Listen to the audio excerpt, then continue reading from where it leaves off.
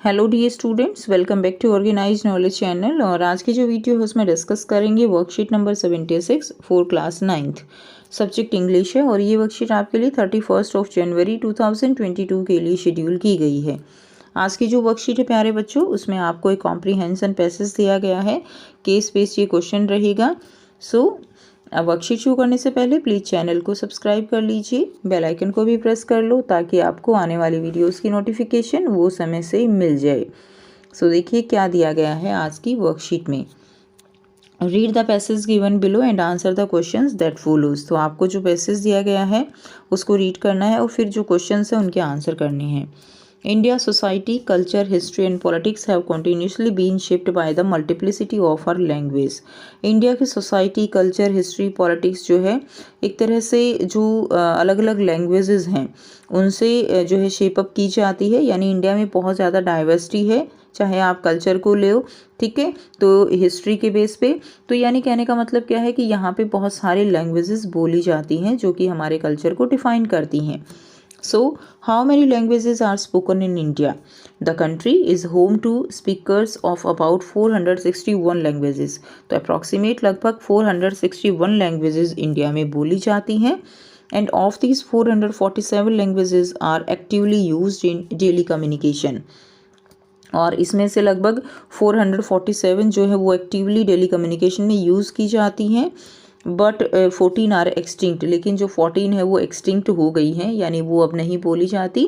तो एक्सटिंक्ट होने के कई रीज़न होते हैं। फॉर एग्जांपल अगर जो है कोई बहुत ही लेस कम्युनिटी के लोग हैं तो धीरे धीरे वो लैंग्वेज ख़त्म हो जाती है। इसके अलावा अगर उस लैंग्वेज में कोई भी डीलिंग नहीं होती है तो इस तरह से लैंग्वेजेस एक्सटिंक्ट हो जाती हैं।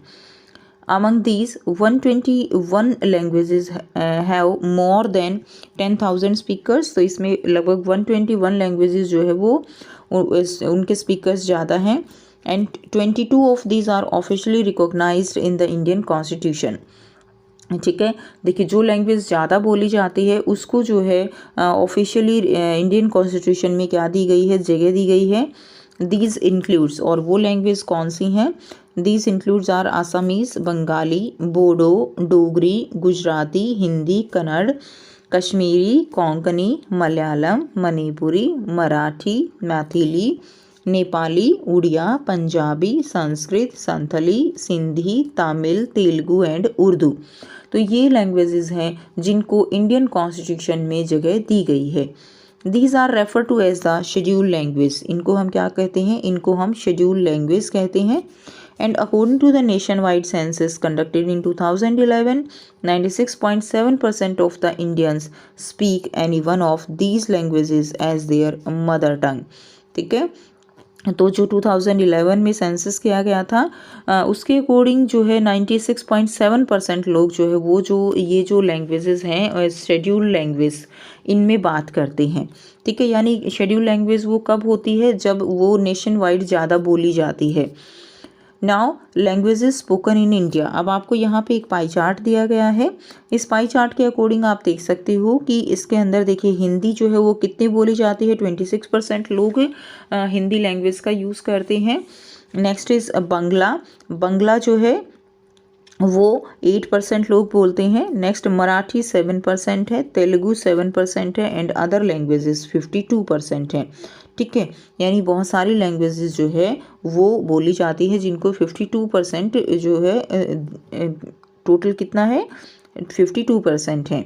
तो इस तरह से पाई चार्ट की हेल्प से बहुत ही आसान हो जाता है डेटा को जो है एनालाइज करना, कंपेयर करना। Now Hindi is recognised as the national official language. Hindi जो है उसको नेशनल ऑफिशियल लैंग्वेज जो है रिकोगनाइज किया गया। English is used as at the national level as a subsidiary official language. ठीक है, इंग्लिश जो है वो सब्सिडरी ऑफिशियल लैंग्वेज है नेशनल लेवल पे। Post independence several of India state followed the linguistic line making the language spoken by most number of people its official communication tool. ठीक है, तो क्या हुआ कि इंडिपेंडेंस के बाद जो है काफ़ी सारे स्टेट्स ने एक तरह से लिंग्विस्टिक लाइन को फॉलो किया और बहुत सारे लोगों ने जो ऑफिशियल कम्युनिकेशन है वो भी उन्हीं लैंग्वेजेस में स्टार्ट किया like Marathi in Maharashtra, Bengali in West Bengal, Kannada in Karnataka and so on. तो इस तरह से ये क्या बन गई, एक तरह से ऑफिशियल कम्युनिकेशन टूल बन गई ये लैंग्वेजेस अलग अलग. Thus, unlike many monolingual countries that have a single official language, there is no single Indian language. तो जिस तरह मोनोलिंगुअल जो कंट्रीज़ होते हैं उनकी एक सिंगल ऑफिशियल लैंग्वेज होती है, इंडिया की ऐसी कोई अपनी एक लैंग्वेज नहीं है. तो इंडिया को हम जो है मल्टीलिंगुअल कहेंगे. ठीक है, तो इस तरह से आपको ये समझना है. अब आप देखिए यहाँ पे आपको 7 क्वेश्चन दिए गए हैं, आसान क्वेश्चन है. ठीक है, बहुत आसानी से आप इनको सॉल्व कर सकते हो. तो आइए बच्चों इनको डिस्कस करते हैं. फर्स्ट क्वेश्चन है, why do we have a multiplicity of languages in India. India में हमारे जो है बहुत सारी लैंग्वेजेस हैं, क्यों? So we have a multiplicity of languages in India because after post independence many states make their language as official communication tool. ठीक है, और जो है जो आफ्टर पोस्ट इंडिपेंडेंस क्या हुआ कि जो भी स्टेट थे उन्होंने अपनी अपनी लैंग्वेज को एक ऑफिशियल कम्युनिकेशन टूल बना लिया, जिससे कि इंडिया में क्या हो गई, बहुत सारी लैंग्वेजेस हो गई. मैं आपको बताऊंगी एक न्यू ऐप के बारे में जो स्टूडेंट्स में काफ़ी जल्दी पॉपुलर होती जा रही है. चाहे कोई क्वेश्चन हो, कोई डाउट हो या कोई कॉन्सेप्ट ना समझ आए, बोर्ड्स हो या जी नीट, पढ़ाई में कोई भी दिक्कत आ रही हो तो उसका सॉल्यूशन है फिलो app.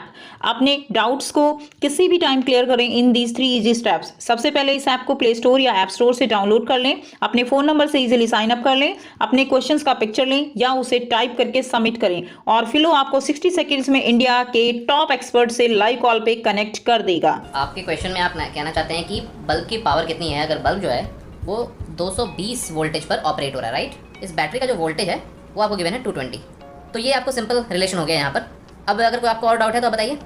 So guys, it's just simple. Have any question? Just ask Philo.